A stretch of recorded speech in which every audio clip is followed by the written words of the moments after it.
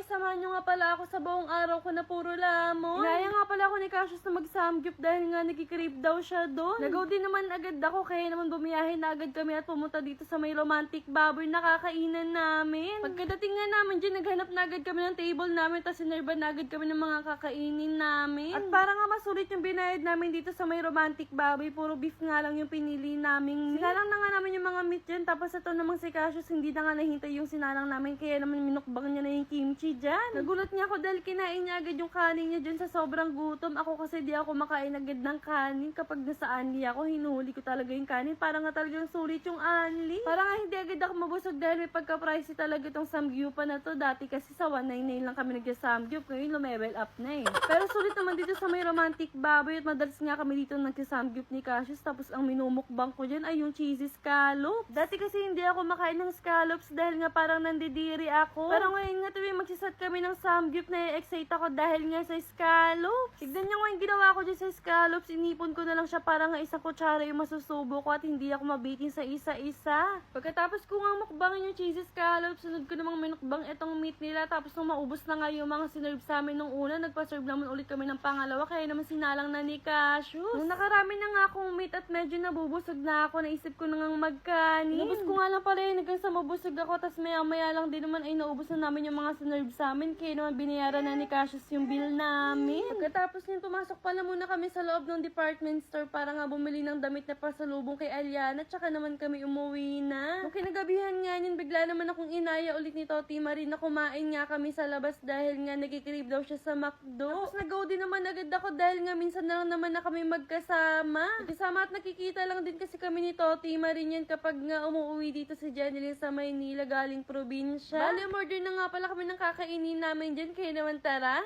kain na tayo!